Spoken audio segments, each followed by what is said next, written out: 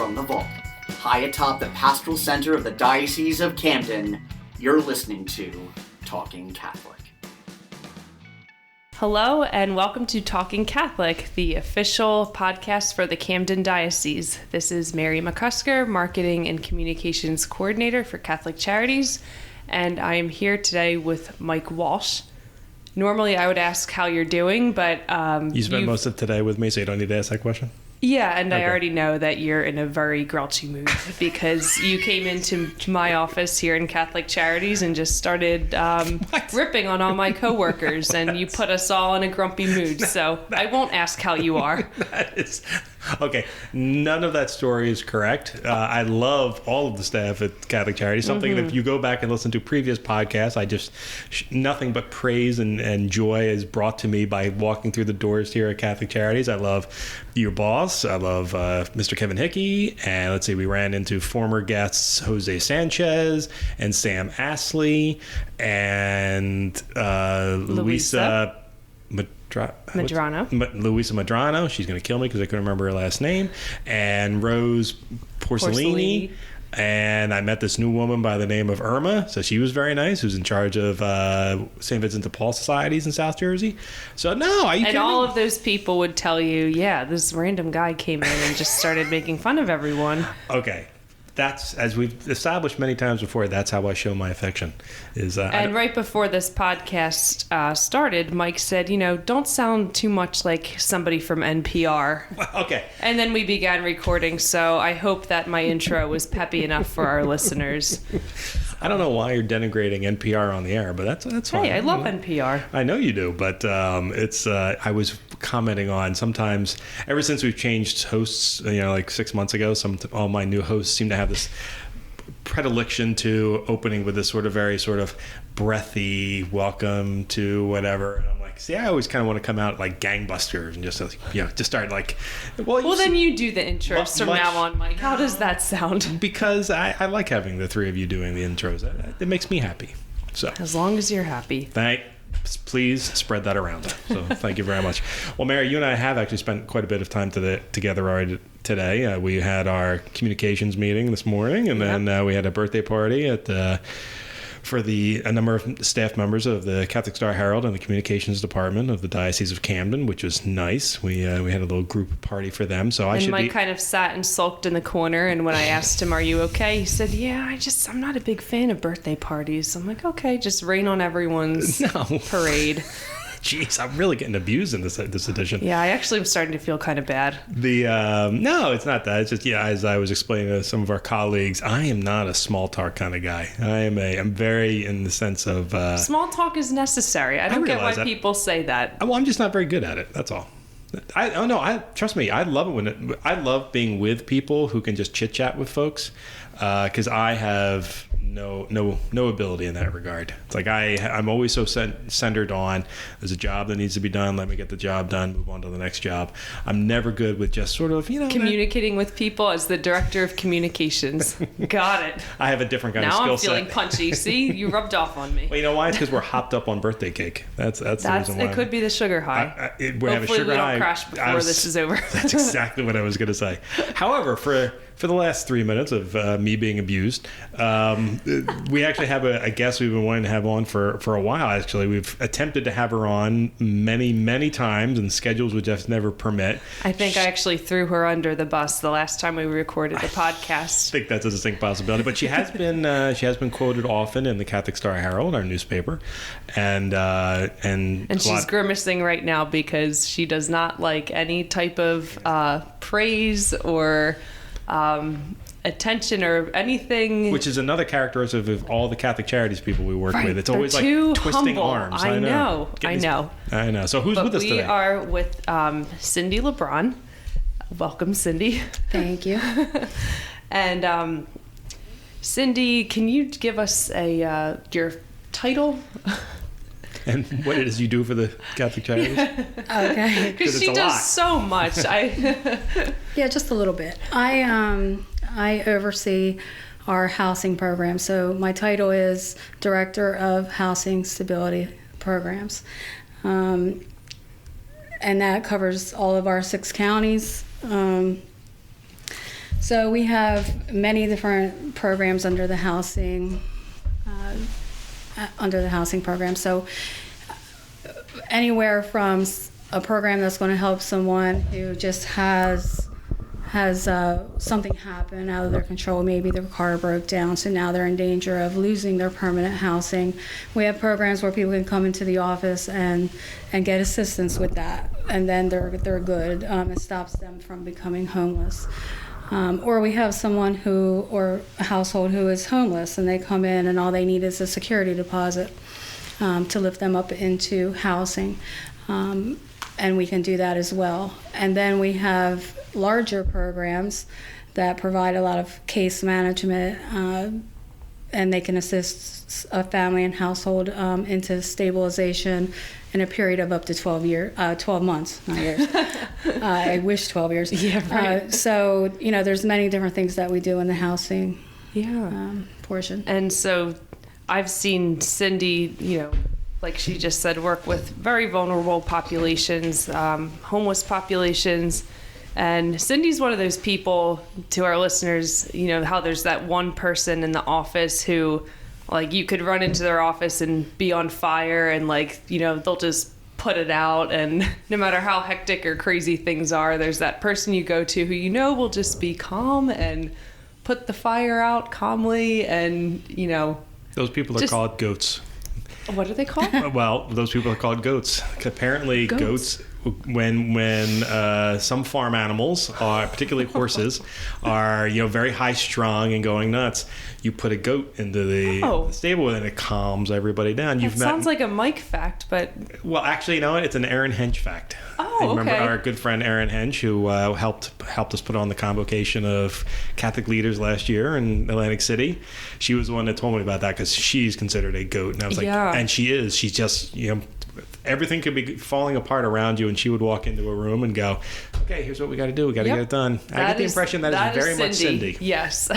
And it's the people like that. I feel it's not like they're not dealing with really urgent, important situations. It's the opposite. It's always something, high stakes. And with you, Cindy, it's people's lives on the line when it comes to, finding stable housing.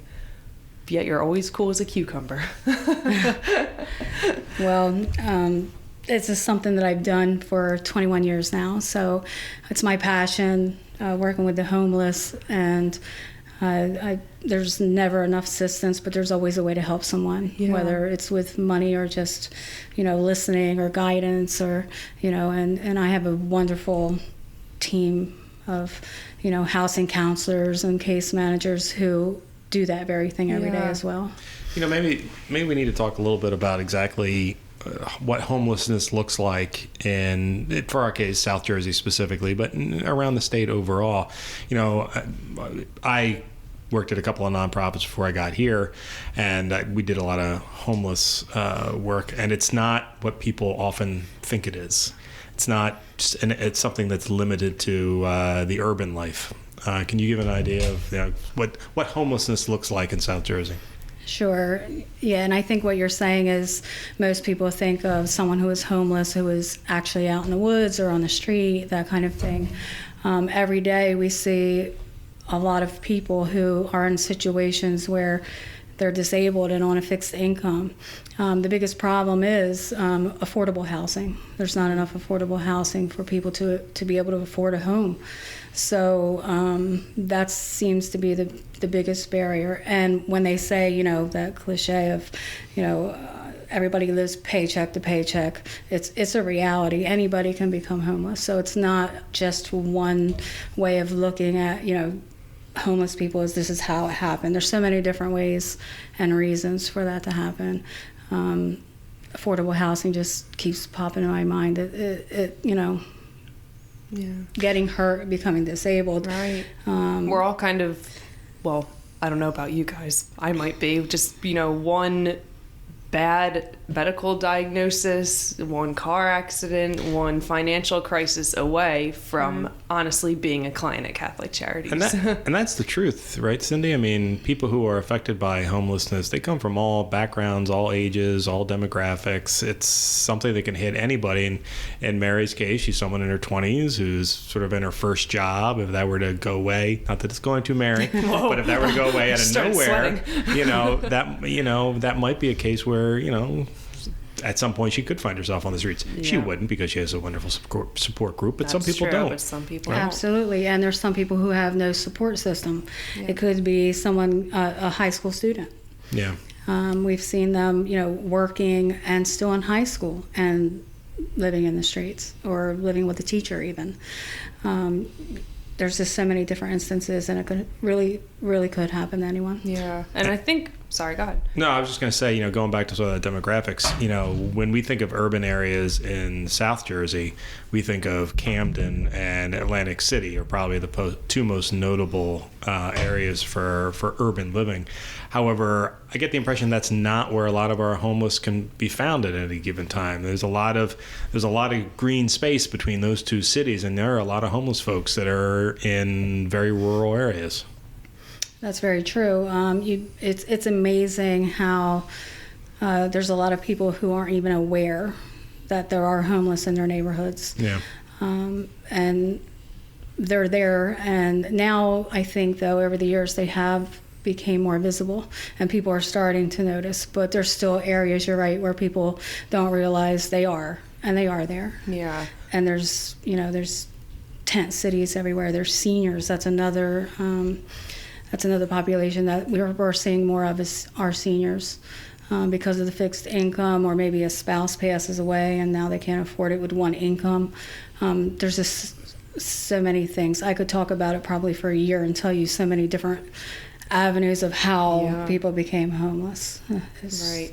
I think when a lot of people hear homeless, they picture people sleeping on streets. And of course, those people are homeless too, but like you said, it seems like there are a lot of different situations, like couch surfing, where people aren't. Do they have a roof over their heads? Yes, technically, but is it stable? Is it, like you said, affordable?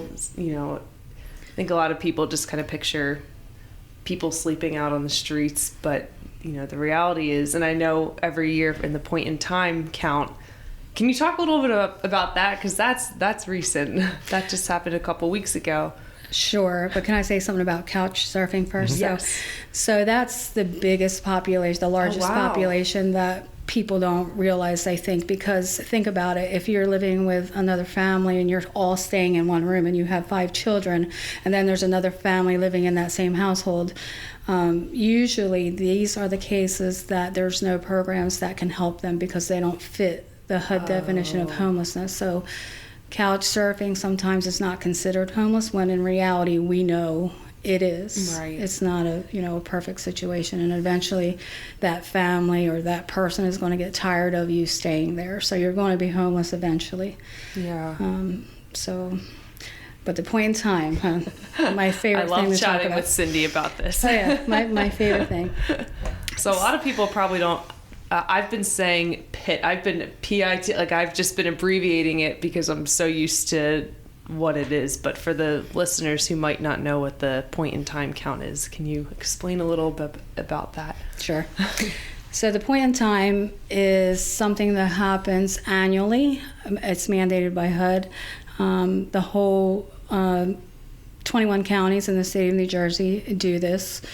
There's 3 Well, what it actually is it's a 24-hour period where we can actually count the homeless, which is really just a snapshot of, it's not reality, but at least it's something to go by, right? So there's 2 reasons that we do it. The first reason is it's mandated by HUD, and we want to show the need in our community to be able to bring the dollars down, to get programs to show where people are falling through the cracks and why they're still on the streets or in tent cities and that kind of thing.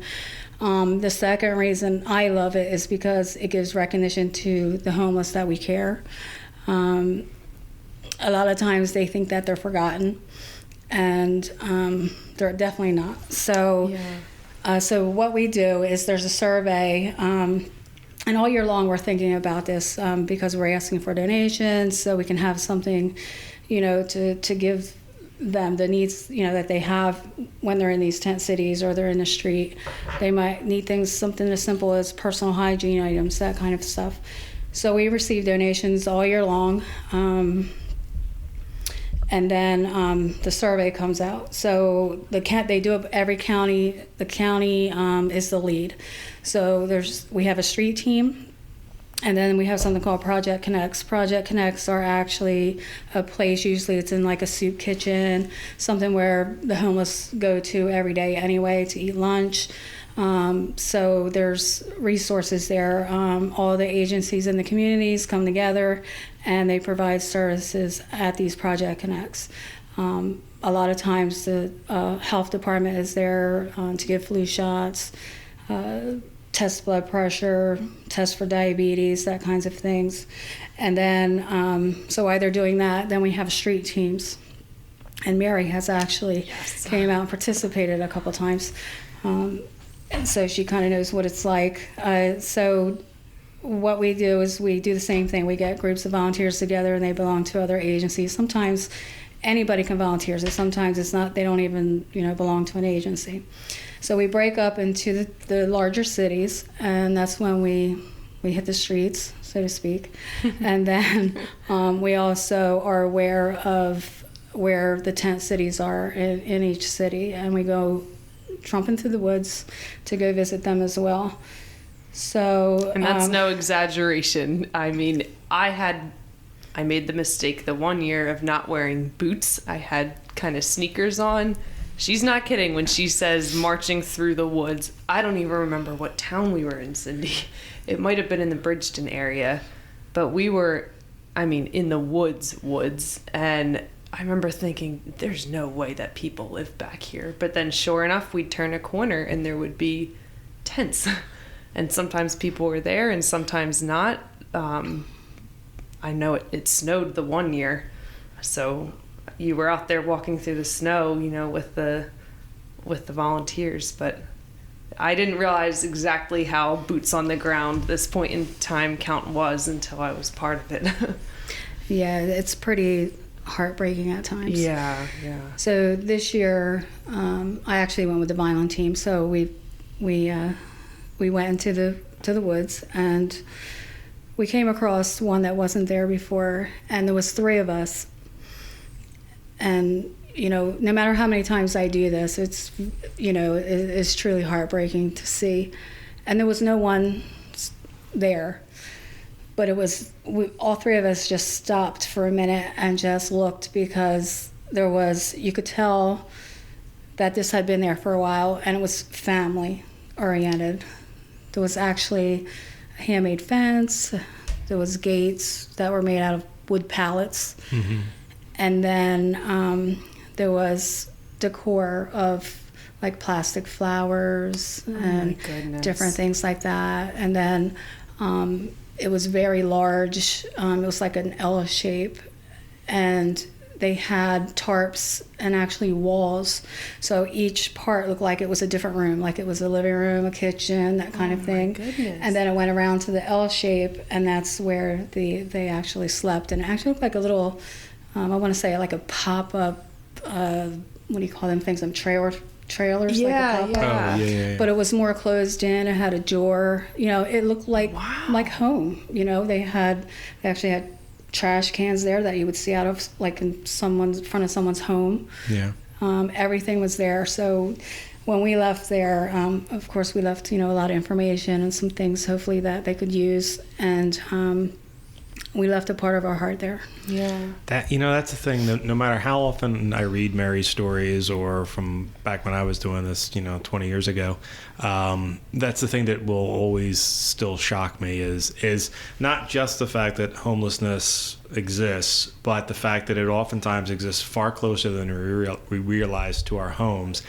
But even more impressive and sad than that is how how well people, or how quickly people become acclimated to being homeless, that they start creating the elements of what we would consider a normal home in here out in the woods in the middle of winter.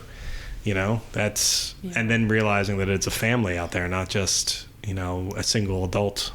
Right. Yeah. Going And through then, this. Right now, think about it. Everybody that has the flu, they're sick and all of that. Think of being homeless with that. I mean, how do you deal with that?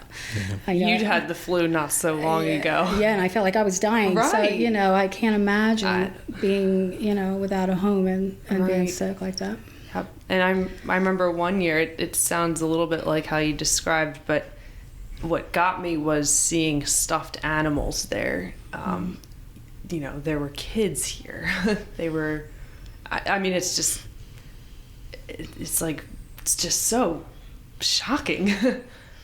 Yeah, for us driving down 55 or right, the Atlantic exactly. City We Expressway. drive past these places all the time. Yeah, these wooded areas. Yeah, and behind like big grocery stores, I think that's another common area because I guess people can use what's been thrown away.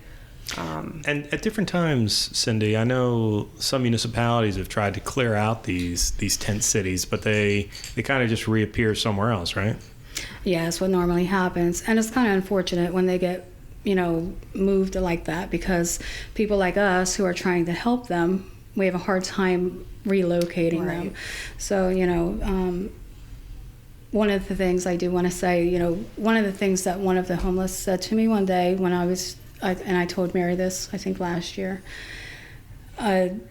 Sometimes you see the same people because, the reason we get all these housing programs is this, to house these people, get them off the street. I mean, the main, it's one of the necessities in life. It's our mission, right? Really. And so I saw the same person and I was doing a survey with him. And, I always explain, why we're there and, why we're doing the survey. And, we're trying to find a program that fits everybody's needs so we can end this homelessness.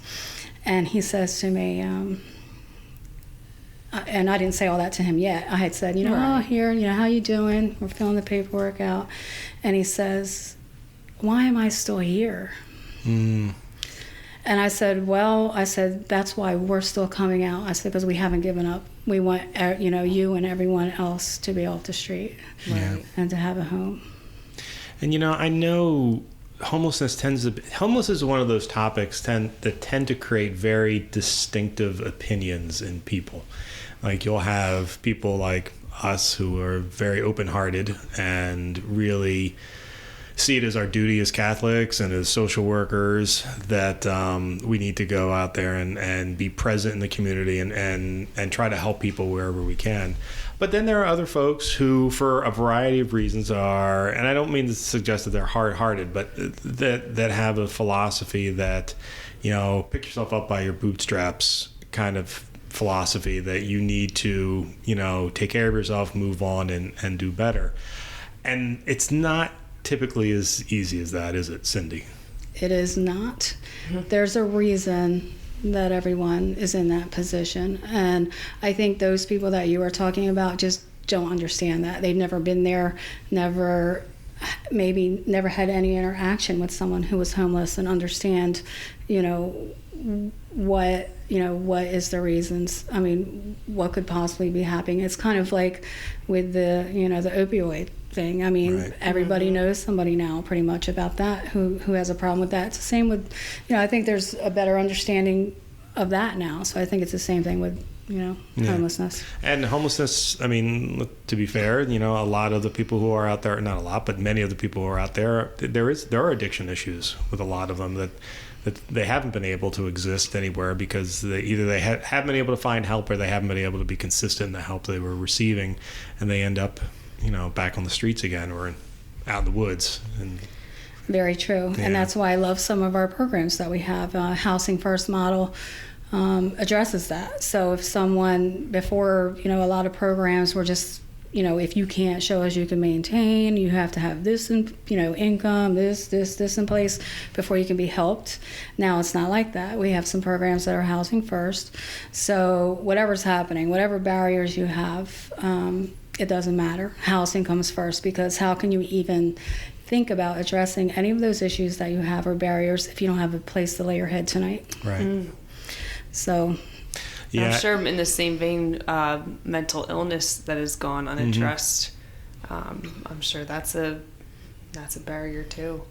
Yeah. I'll admit I was kind of biased, and I kind of had this image of a lot of people you see on the streets, and you can tell they either have a mental illness or maybe they're on drugs. I remember at one of the point in times when I came along, there were people there who were also completely coherent, and it's just my every perception that I had of what homelessness looks like was just kind of shattered. I mean, it's really all walks of life, like you said, Mike. All demographics, racially, yep. Every age, everything. Yeah. You'll find somebody out there, and it's amazing. It's we're very much in the Catholic Church about community and encouraging people to volunteer in their communities and work with people who are in distress. And one of the reasons why we do that is so that they have a clearer understanding of who these people are. We're not in the business of preaching who you should be voting for and where your money should be going, but we very much are advocates for actually going out and learning for yourself what it's like to be a homeless person. What really does it entail for you to go from perhaps living in a typical middle-class suburban neighborhood to suddenly being on the streets? And it's not always that person's fault. Sometimes they've just been given a bad lot in life, and we have to be there to help them. Go to the peripheries, as Pope Francis would say. That's what Cindy does. That's right. She's out there. You guys are quite literally in the peripheries. Recognize you at this point. Do you think? You mean the homeless in the street? Yeah. Yeah, they're actually very helpful. They have their own little community, so I don't think they really know my name. They call me many different things. Good things, though. A good thing. But there was I don't. Sometimes if something's donated, I might take something out to them, but not always. And, sometimes there's people who will not accept anything. They just, matter of fact, there was this one guy who I thought, he didn't pay any attention. He would never talk to me, nothing, but I'd always say, hey, how you doing? All that stuff. And he would just say, nothing. Yeah. So it took me about, I would say, a year of seeing him. And I seen him walking down the street one day when I was out there, and I said, how you doing? Like I always do. And he said, hi. I was just so shocked. I didn't know what to say. Yeah, but inside I was like, yes. I finally said hi to me. It's a start. Yeah, so it was great. Wow. Yeah.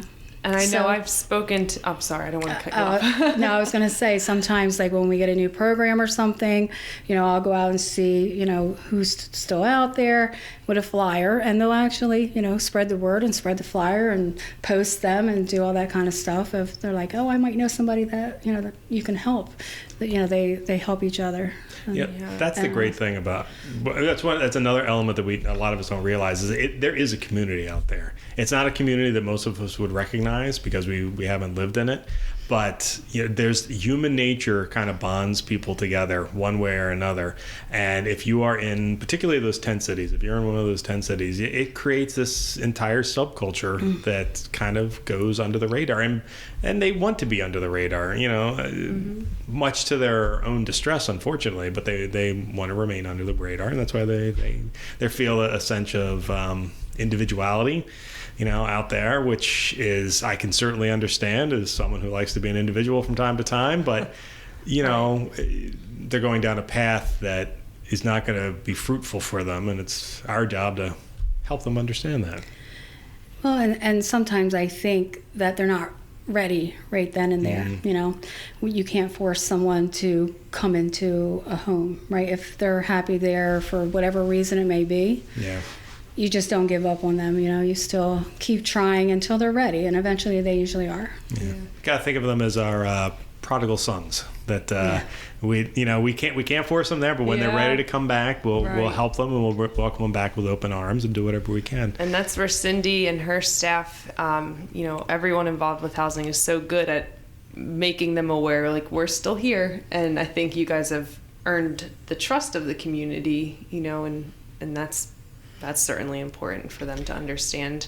Going back to those points in time. So in our area, we have the 6 southern counties of New Jersey. So is each day a different county, or are they all done on the exact same day? They're all done on the exact same day. So about how many volunteers across the Diocese of Camden would you have at any given time doing this? Good question.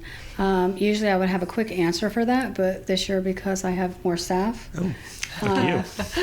there was actually more. So I would say we have at least 4 people per county in each county. Okay. Yeah. And do they just go to one town, or do they go to several towns inside the county? It depends what team they're on. Okay. They could either be on a street team or they could be in a Project Connect. Okay. And then I didn't mention the third part yet. Oh, So I'm sorry. yeah, there's 3 parts. So the third part is Code Blue. Okay. It's the night before and the night of the point in time. That's also visited, and surveys are done there as well. In case anyone doesn't know what Code Blue is, can you just give a little explanation of what that is too? Yes, and right now I'm not going to remember the temperatures. However, Code Blue is a place, usually a church, where people can go when the temperature hits a certain degrees, or there's precipitation. Mm-hmm. So, and I want to say, I'm not going to say anything because I can't think of it right now. But when it gets cold, when it gets cold, it's a place to go, and they can spend the night. They have dinner, spend the night, and then some places they have breakfast, and then that's it. And you'll do like a bed count of how many people are there. Yeah. So I know this year it's probably still being tabulated, but can you tell me what kind of numbers you came up with in previous years? For I don't know. I know I'm asking a lot regarding numbers. I should know that on the top of my head. Yeah. I should. I know it varies from year to year, and depending, like the one year when it was snowing, people relocate in those usual locations where you think people might be. They're not there, so it probably varies, right? Yeah, and here's what happens. So when the count is done, which is completed now, we don't get the results until probably April, May, or sometimes even later. So because they're submitted to the state, right? They go through Monarch Housing. They lead it. So I have I don't have any numbers from this year because I'm not allowed officially to say anything. Okay. So and last year I wouldn't have it as every county. I've been more involved with Cumberland County myself. Of course, the rest of my team, Catholic Charities, is involved in all the counties, but I usually lead the street teams in Cumberland County, so I know there's numbers better than the other ones on the top of my head. Yeah. And then in addition to the numbers, there's, surveys that they fill out too, right? Yeah, those surveys are where we get the demographics from. Mm-hmm. And does that help kind of, figure out, okay, our services should focus on this barrier more, or this issue more, or this demographic? Does it help in terms of like tailoring services and? It does help when the results come out. Like I said, it's broken down to a lot of different categories, so it does show the needs in each particular county. So it is a big help. Yeah. And the results that are compiled, you said that helps bring funding to these different counties, right? Absolutely. What kind of sources of funding do they come from? State and federal. Department of Community Affairs. A lot of HUD dollars. Yeah. And there's also county. Okay. Yeah. So now you've been with Catholic Charities for how long now, Cindy? This is my 11th year. Just only 11 years. Okay. That's all. That's just She's just a veteran. And in your time here, have you seen things get better, get worse, kind of stay the same over those 11 years? In what regard? In terms of homelessness in South Jersey in particular, but also how we're treating the homeless. Well, I can say that it's been. There's more. I mean, there's more barriers happening every day in this world, right? I mean, and there is more homeless showing up. But as far as addressing the issue, I feel like we're doing a lot better job than 11 good. years ago. Have you found? Are we actually offering more services than we've had in the past? Absolutely. Oh, that's good to hear. So when I first started back in 2009. I actually started with our HPRB2 program, which is homelessness prevention and rapid rehousing. It was at that time it was a 2-year grant. And that was really the biggest program we had in housing. Yeah. So since then, we received SSVF, which is our supportive services for veteran families, in 2011. And we've had that now for 9 years. HPRB2, what I started with, we've had since then, and right now we've been this year 4 counties. Okay. And homelessness prevention grants, another large one, which we have in 4 counties. Mm-hmm. We have a housing counseling grant, which we've had for 6 years now. I feel like I'm forgetting something. Oh, our SRAP, which is State Rental Assistance Program. We All have these acronyms. Yeah, so I'm making sure I... Thanks for breaking them down, though, because I get confused sometimes when I'm looking over documents. SRAP, what is that? I'm just happy I could remember that. So that one was vouchers for our homeless veterans. We had 30 of those. What else? So we've had we've really grown with our housing programs, and for me that's exciting. We've been able to help so much, and I hope it keeps growing. Our housing counseling, I expect that to be growing even more than it is now. We're getting some certified housing counselors, HUD certified housing counselors on staff, which is going to help a great deal with. And I have to give a shout out to John Marcantuno, who all the grants that Cindy just mentioned. Of course, Cindy and her staff do a ton of amazing work, but our other staff members who work on these grants, I mean, that is an enormously time-consuming process to, between the application and then waiting to hear back, not knowing if it'll get approved or not. So I have to give John a big shout out, and I know you've helped with them, Brian Wagner. A lot of behind-the-scenes work goes into getting these very important funds. And it's not easy to do. I've written a couple of grants in my life, and they're not written for the uneducated, and they're not written for someone who doesn't really enjoy doing paperwork. They tend to be long and technical, and they ask a lot of very specific questions. Yep. You talked a lot about the grants that Catholic Charities has received, but how do those turn into services? So some of those ones you just went through, you mentioned the vouchers a couple of times for a couple different ones. Like what are those vouchers used for?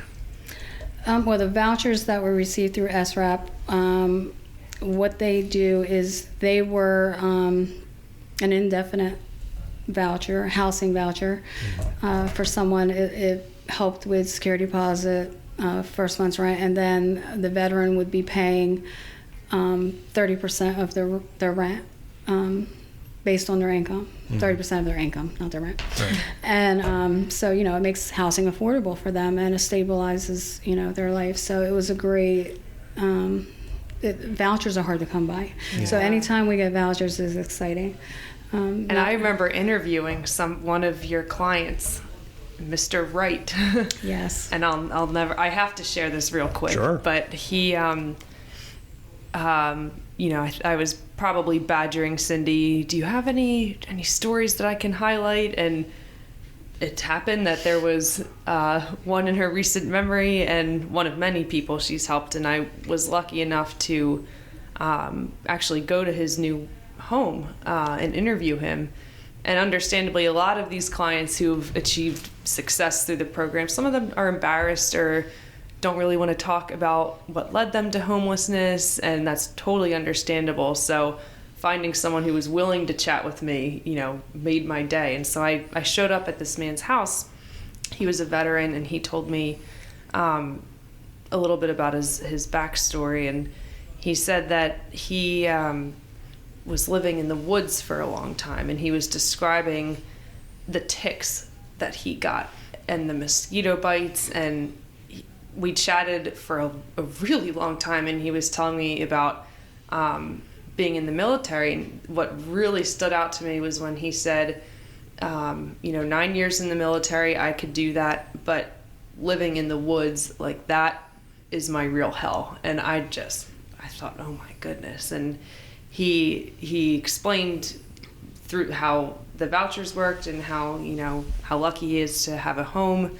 And he said, Cindy helped me get this bed, and I'm not used to beds yet. I'll get there, but I'm still sleeping on the floor in the meantime because that's all I'm used to. And then he said, Cindy arranged to have a refrigerator brought in, and it didn't really sink in that I had a home until I watched somebody peel the plastic off of the refrigerator, he said, and I just lost it. And he starts crying when he's telling me this story, and then I'm trying to keep it together, and then I'm crying in this man's home, and but the gratitude that he felt, it was still very surreal for him, but it sounded like he's on the right track, and he's ready to move forward. And I imagine those stories of success probably help when you do the work you do. Oh, absolutely. Yeah. Seeing the achievements that some people are able to make. And that's, one of the big reasons we do these things, right? Yeah. I think, though, another story would be, like with our HPRB2 program, it's really about intensive case management, and someone who comes into that program is very low income, so they would have quite a few barriers, and we don't just look at the head of the household, it would be the whole family to see how we could help in that 12 months to help stabilize, pretty much whatever's going on.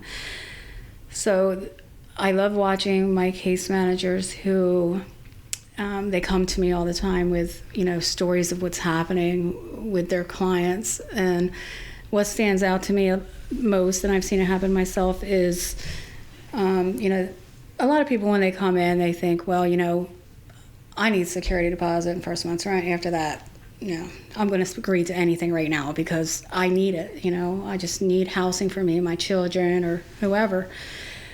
And they don't really buy into the program. But some of the programs have, compliance. You have to comply, or you're not going to be in the program very long. So it's amazing to watch the confidence that they achieve and the goals that they reach when they're in the program, because they come back and they say, thank you for helping me. Thank you. And, the case managers are like, no, you did this. We gave you the tools and you did it. So, and just to watch them through that, and it may be, everybody stays in the program for 12 months because they might not need it, but just to watch how they grow and become successful. And there's so many successes, I couldn't even, tell you all of them, but just to hear this, what my case managers, they get excited about it, and it gets all of us excited to know that this is happening. And then Mary, we have to reach out to her, and then she gets excited. It's like, so it's a great thing to watch. So for the program like that, where you say they have to be compliant, what does that usually consist of? If they're able to get, their initial needs met for housing and they're able to move into a home, what does it look like after that? Right. So obviously that's what we're looking at first, and want to take care of the housing, the housing situation. And then, after they get settled, then they come back to see their case manager. There's, goals, and then, action plans that are set up based on, whatever needs they have. So, for example, if someone doesn't have their GED, or someone wants training, or just basic things like obtaining food stamps or different programs that are available that they may be eligible for. One of the responsibilities of a case manager is to make sure that they know all the resources in the area to help that family get to where they need to be. But I think when they actually get training, or they get certified for something, or their dreams of things that they want to do and they reach those goals, that's when the program is for them, because then guess what, they're probably going to be over income, but that's a good thing, right? Now their success is here, and it could be a lot of things: employment, childcare, I don't know, there may be support system issues, but we also have classes, educational workshops that we provide for budgeting and tenant rights, so they know that what they're some people have never rented before, so they need to know you need to read your lease, you need to understand it. If the landlord puts on your door, you need to move today, you don't have to, because it's not legal. Those kinds of things that they're not aware of. So it's educational stuff as well. There's so much stuff there's so many things that goes into intensive case management, depending on what the family's needs are. Yeah, and that follow-up, I feel like, is just so important, addressing each individual's needs and barriers. And that kind of boils down to Catholic Charities' mission at the end of the day, provide them with their immediate needs, but follow up and, show that care and compassion to ultimately get them on that path towards self-sufficiency, so that they don't need us anymore. Yeah, I totally agree. I mean, anybody could just say, hey, here's a security deposit, here's money to pay your back rent, but that's not going to, solve the problem, right, and address the issues that really need to be looked at. Right. So, yeah. So I'm curious. I've known a lot of social workers in my life, including our favorite, Mr. Hickey, executive director here. What brought you to doing this? Glutton for punishment? You like to be surrounded by people with sad stories? Wow. Wow. Come to think of it, I don't know the answer to this either. I've never asked Cindy before. That's a good question. When I first started working at the agency I worked at before this, I thought I was going to do something in computers. When I found out, nah, that's not for me. And they had a program there, and I started working in the program. I don't even remember how. And then this bug bit me. Once you get bit by this bug, I found out that this was my passion and this is what I was meant to do. So ever since then, I can't see myself doing anything else. Also, like every social worker I've ever met, they never leave. I had a friend of mine who was looking to become a med tech somewhere, and she went like 98% through the program, and then decided to stick with being a social worker. And it's you people are a special breed I have found in my life, and a very useful one at that. That we are. Yeah, and quite frankly, one that a job that not a lot of people can do, because it does seem to require you have to be at the same time, empathetic, but also distant in some ways, because you can't solve every problem, and there are certain things you can't give them answers to, because you have to deal with all these grants, and these grants are all very specific. I can give you this, this, and this, and I cannot give you this, and you have to meet all these different bars. Although I know that has been lessening a little bit over the last 8 years probably. But how do you deal with that? Your limitations of what you can do sometimes. Well, I don't know. I think it's just a natural thing. It's nothing I really try hard at. Mm-hmm. It just, I don't know, it comes easy to me. But I think for anyone in their passion, it would come easy to them. For example, like someone who is a nurse, something I could never do. Yeah. Sorry to you guys, but if anything happens right now, I can call 911, but that's it. Right? Respect that. Yeah, so it's kind of like the same thing, I think. If it's your passion, comes naturally, and you just know how to deal, and you can't be a stressor, that's for sure. Yeah, right. That goes back to what I said at the beginning, how Cindy is just always calm. That is true. If someone came to me with a crisis, and I think if they were on fire, I'd catch on fire and I'd just burn the whole building down. But wow, I never thought about it, but that really sounds about accurate. It's a weird metaphor, but true. That's what Absolutely I picture. True. Yes. You are not a goat. Don't worry about it, Mary. Yeah. But that's okay, because there have to be people who are calm, and then there have to be people who get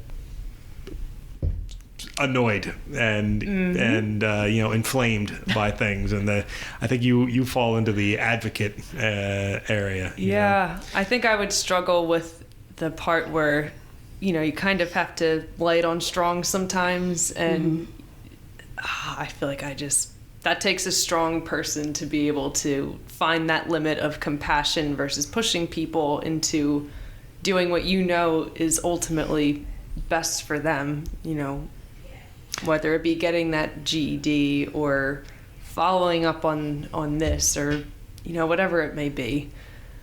Is there any part of your job that you particularly are fond of, that is really the thing that gets you up in the morning, or keeps you from going home on time at night? People. The people. People. Yeah, I love people. Yeah. I guess I can't think of anything else, because I like everything I do, other than, who likes doing reports? But grant writers apparently, but otherwise. Yeah, I don't like grant writing either. But yeah. No, I absolutely can see that. I mean, you have to be a people person to be a social worker. I have to assume if you weren't a big fan of people, you wouldn't be great at social work. Which means I would not be great at social work. So oh God! Don't even put that. I know, what a terrible thought, isn't it? Yeah. Mike, go see our social worker, Mike. No. Beat it, pal. Where you're at there. Going back to something that you said though about the grants, as tricky as it is, finding, this grant or program where all these criteria need to be met. At the same time, though, I think what makes Catholic Charities stand out is, if somebody comes in and maybe they're not eligible for this grant, it's not kind of okay, goodbye, we're slamming the door. They might be, maybe they can benefit from, I don't know, our food pantry, for example, or maybe we can refer them to this. So what happens if somebody doesn't neatly fall into any program? Unfortunately, that happens. As much as we would like to help everyone who walks through the door, I feel like we kind of do. All of our staff, and I can say this with good faith, all of our staff treat everyone who comes in with dignity and respect. And even if we can't assist them with a program or any kind of money assistance, if they, like you said, if they're in need of food, or if they're not, as long as they leave feeling better than when they first came in, we've done what we were here to do. Sure. And obviously knowing resources is a big part of that too. Everybody in the centers have resources throughout the community that's available, and not just fake referrals, which drives me insane. Yeah. So we never give fake referrals. We make sure that we make a phone call. A fake referral is you come into my office and I just have a list of things, and I just say, Mary, you can go here, here, and here, and here. But I have no idea because I haven't spoken to them in 6 months, and they may no longer have that program. So that's sure. That's a hardship for someone. Right. So we make sure that we reach out and make sure that program is available, at least what the eligibility criteria is before we refer anyone. So it's not a fake referral. Right. Yeah. And that's another thing you're great at, is just making those connections, understanding the other agencies out there, and, who else you might be able to contact. And I remember we were talking about community before. That is itself a community as well. The community of social workers who know kind of exactly what's going on at other, through other outlets and things like that, and what's changed and who can provide what and what opportunities are out there. I'm also a photographer a lot, and photographers all hate each other. Do social We walkers. really do. We really do. We don't like. We hate. One photographer always hates the other photographer. Do the social workers pretty much get along and share best practices and always looking out for each other? Yeah, I think so. Well, yeah, that's good. because we all have the the end goal. Our goals are the same. Yeah. For the people. Yeah.